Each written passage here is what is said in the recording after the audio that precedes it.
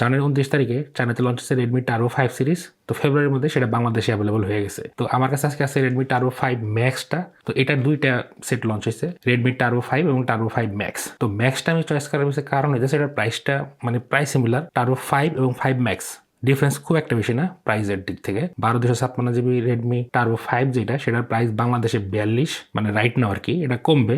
আর turbo 5 max যেটা, সেটার price বর্তমানে 45-46 এরকম, মানে যে যার কাছে যেরকম সেল করতে পারতেছে। তো এর জন্য আমি রেডমি টার্বো 5 ম্যাক্সটা নিছি, কারণ এখানে ব্যাটারিটা একটু বেশি আছে, এসএসডিটা একটু ভালো। চিন্তা করলাম এটা আপনাদের জন্য একটু হেল্পফুল হবে, এর জন্য ভিডিওটা না। আর এখানে বর্তমানে ট্রেন্ডিং যে কালারটা আছে আইফোনের, অরেঞ্জ কালারটা, সেটা কিন্তু পাইছি আমি। তো এইটা দেখলাম যে ভালো রকম চাহিদা মার্কেটে। তো এটার আরো কালার আছে, সিলভার আছে, তো ওগুলোও দেখতে পারেন। তো এইটা যেহেতু আজকেই হাতে পাইছি, খুব একটা টেস্ট করতে পারেন, ইনিশিয়াল যা যা পাইছি সেটাই শেয়ার করবো এবং রিভিউ পরবর্তীতে আসতেছে। তো সেজন্য চ্যানেলটা সাবস্ক্রাইব করে রাখবেন। তো চলুন ভিডিও শুরু করা যাক। 8.2 mm থিকনেস এই সেটটার এবং ওয়েটটা কিন্তু 219 গ্রামের মতো। তারপরেও এখানে ম্যাসিভ 9000 mAh এর সিলিকন কার্বন ব্যাটারি ফিট করছে, মানে যেটা অসাধারণ ছিল। Xiaomi ক্লেম করতেছে এখানে 27 ওয়াটের রিভার্স চার্জিং করবে এটা। তো আমি চেক করছি 27 ওয়াট রিভার্স চার্জিং করে না, এটা সর্বোচ্চ 10 থেকে 15 ওয়াট এটা দিতে পারে রিভার্স চার্জিং এর ক্ষেত্রে, এবং ব্যাটারি ব্যাকআপ এটার বেশ ভালো ছিল। তারপরেও ব্যাটারি সম্পর্কে বিস্তারিত টেস্ট আমি নেক্সট ভিডিওতে জানাবো। তবে ইনিশিয়ালি আমি এটা আজকে চেক করে যা দেখছি, এটার ব্যাকআপ কিন্তু বেশ ভালো পাইছি আমি আর কি।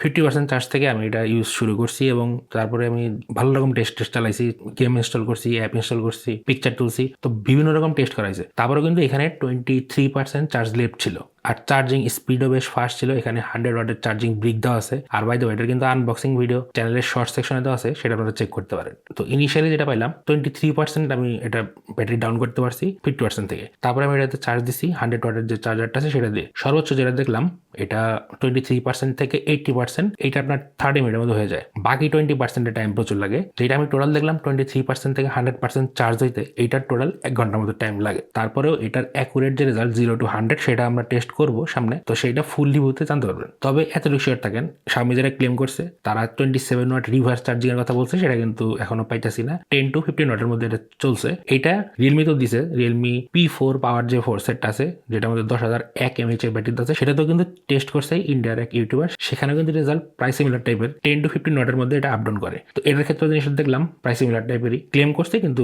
রেজাল্ট আসতেছে না। তো এটা ইনিশিয়াল ইউজ করে যতটুকু বুঝছি ততটুকু একটা আইডিয়া হয়েছে। এইটা আপনারা যেভাবে ইউজ করেন এইটা আপনাকে 2 দিনের ব্যাকআপ দিবেই। যদি একটু মডারেট ইউজ করেন সেক্ষেত্রে 3 দিনে যেতে পারে। তারপরেও অ্যাকুরেট যে রেজাল্টগুলো সেগুলো মেন রিভিউতে আপনারা পাবেন। আচ্ছা, সেটটার বিল্ড কোয়ালিটি বেশ সলিডই লাগছে। অ্যালুমিনিয়াম ফ্রেম, এখানে আপনারা ফাইবার গ্লাস ব্যাক পাবেন এবং সামনে কোন প্রোটেকশন দিয়েছে সেটা উল্লেখ করেন নাই Xiaomi। তবে এখানে আইপি রেটিং আছে IP68, 69K, এগুলো পেয়ে যাবেন। তো পানির ছিটে ফোটা এবং জেট পাম্পের যে প্রেসার ওয়াটার আছে সেটা তো কোনো সমস্যার কথা না। আর কানেক্টিভিটি সেকশনে মোটামুটি সবকিছু এখানে অ্যাভেলেবল আছে। ওয়াইফাই 7 আছে, ব্লুটুথ 5.4 দেওয়া আছে, এখানে আপনারা NFC পাইতেছেন এবং আয়ার ব্লাস্টার সবকিছু এখানে পাইতেছেন। কানেক্টিভিটি সেকশনে কোনো আমি ল্যাগ দেখি নাই। আর এখানে আমি সিম দিয়ে টেস্ট করি নাই, স্পিড চেক করি নাই, মানে ডাটার স্পিড, তো এটা মেন রিভিউতে থাকবে। আর ওয়াইফাইয়ের স্পিড ইনিশিয়াল চেক করা হয়েছে, স্পিড ভালো ছিল। বিল কোয়ালিটি চেক করতে গিয়ে দেখলাম Xiaomi ম্যাক্সিমাম সেটে তাদের ডিসপ্লে সাইজটা সিমিলার লাগতেছে। 6.83 ইঞ্চের একটি 120 হার্টজের অ্যামোলেড ডিসপ্লে দিয়েছে, যেটা HDR10+ সাপোর্ট আছে, যেখানে ডলবি ভিশনের সাপোর্ট আছে, এবং এটা পিক ব্রাইটনেস 35 নিটসের মতো, যেটার আউটডোর ভিজিবিলিটি বেশ ভালো। তো আউটডোর কোনো রকম সমস্যায় পড়বেন না। আর যেটা মনে ইউজ করতে গিয়ে ডিসপ্লে কোয়ালিটিটা বেশ ভালো ছিল এখানে। আর এখানে PWM ডিমিংটা 3840 হার্টজের মতো। তো আপনারা লো লাইটে যখন ডিসপ্লেটা ইউজ করতে যাবেন সেক্ষেত্রে ভালো রকম ডিসপ্লেটা ডিম করে, তো চোখের উপরে খুব একটা প্রেশার পড়বে না। ডিসপ্লের কালার বেশ ভিভিড ছিল। এইখানে আপনারা HD প্রিভিউর অপশন পাইতেছেন, আবার এখানে কিন্তু HDR ভিভিড অপশনও দেওয়া আছে। তো কন্টেন্ট ওয়াচিং এর ক্ষেত্রে বেশ হেল্প হবে। আমার কাছে ডিসপ্লে কোয়ালিটি বেশ ভালোই লাগছে। আর ডিসপ্লেতে HDR প্লেব্যাকের সাপোর্ট আছে, যেটা ইউটিউবে 4K তে 60 FPS এর যে HDR ভিডিওগুলো আছে সেগুলো প্লেব্যাক করতে পারে। আমি চেক করে দেখছি, এখানে ব্রাইটনেসটা মানে হঠাৎ করে বাড়িয়ে দেয়, তো দেখতে খারাপ লাগে না, বেশ ভালোই লাগে এবং কোনো জায়গায় আটকে যায় না, বেশ স্মুথলি প্লে করতে পারে। আর এখানে স্টোরিও স্পিকার ইউজ করা আছে, স্পিকার কোয়ালিটি ভালোই ছিল। এখানে 24 বিটের হাই রেস অডিওর সাপোর্ট আপনারা পাইতেছেন এবং আমার কাছে এটা মনে হয়েছে স্পিকার কোয়ালিটি কিন্তু বেশ লাউড, তবে বেসটা একটু কম।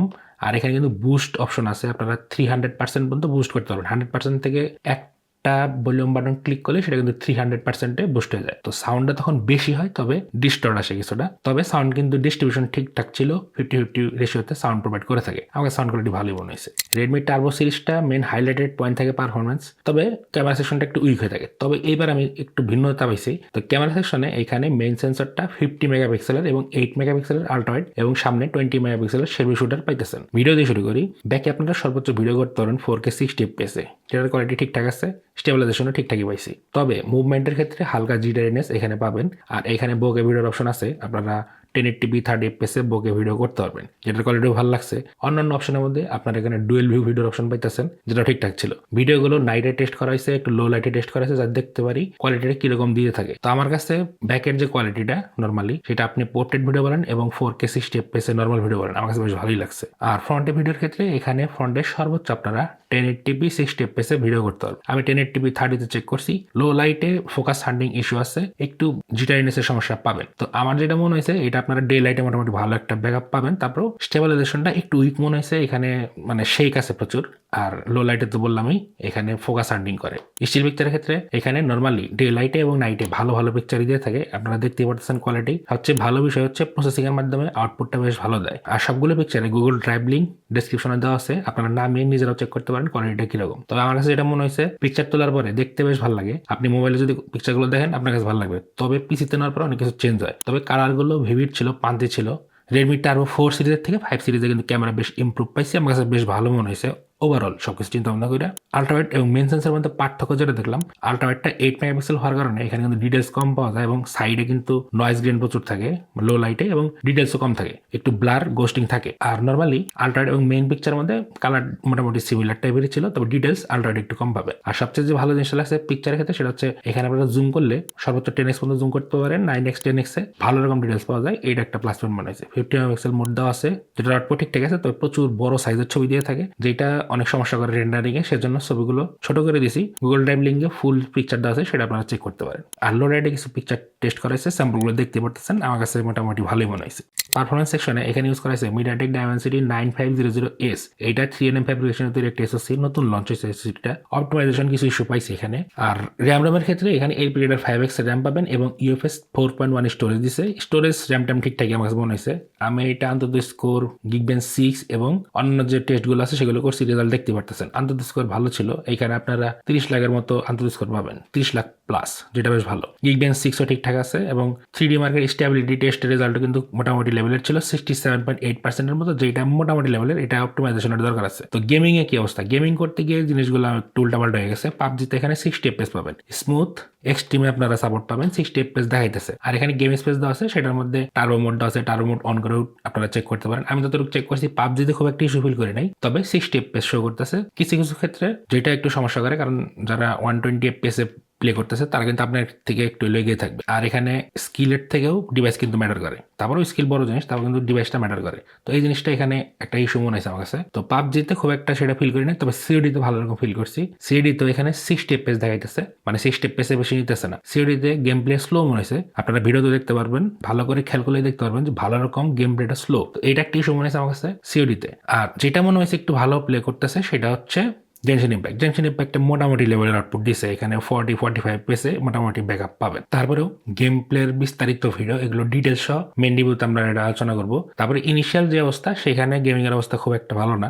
আপনারা ম্যাক্সিমাম গেমে 60 FPS পাবেন। তবে বড় যে গেমগুলো আছে, যেমন জেনশন ইম্প্যাক্ট বড় গেম, এটার মধ্যে মোটামুটি আমার কাছে ভালো মনে হয়েছে কম্পেয়ার এই 60 FPS যেটা দিছে সিওডি অথবা পাবজি মোবাইল এগুলোর থেকে। তো এখন এটা অপটিমাইজ না, এটা সময় লাগবে। তো এখন অপটিমাইজ কি পরিমাণ অপটিমাইজ করে এবং কিরকম আপডেট দিয়ে এটাকে পুশ করে এটাকে ঠিকঠাক করে, এটা হলো পরের বিষয়। আপাতত এগুলো নিয়ে রিস্ক নেওয়ার দরকার নাই। অপটিমাইজ হলে সেটা আপডেটের মাধ্যমে জানানো হবে। আর এগুলো অপটিমাইজ হয়তো সময় নেয়। আপনাদের নিশ্চয় মনে আছে iQOO Z10 টার্বো প্লাস যে সেটটা, সেটাতে কিন্তু আপডেট অনেক পরে পুশ করছে। তারপর আমি যতটুকু জানি এখন 90 FPS এর উপরে যাওয়ার কথা না, সেটা কিন্তু বেশ পাওয়ারফুল এসওসিতে আসছিল। তো কেউ যদি iQOO Z10 turbo plus use করে থাকেন, সে জানেন যে পাবজিতে কত FPS পাইতেছেন, কমেন্টে জানেন। তো যারা হার্ডকোর গেমার, তারা অন্য অপশন দেখতে পারেন। মার্কেটে অন্যান্য অপশন আছে 40,000 টাকার রেঞ্জে, তো সেগুলোর দিকে মানে যাওয়াটা বুদ্ধিমানের কাজ হবে। তারপরেও এইটা ইউআই এর ক্ষেত্রে বলি, এইখানে Xiaomi HyperOS 3 দিছে, Android 16 দিছে। এখানে Xiaomi ক্লেম করছে 4 বছরের তারা অ্যান্ড্রয়েড আপডেট দেবে এবং 5 বছরের সিকিউরিটি প্যাচ তারা দিবে। আর এটা চাইনিজ রুমের সেট, এখানে চাইনিজ ব্লুটুথ আছে এবং নোটিফিকেশন ইস্যু আছে।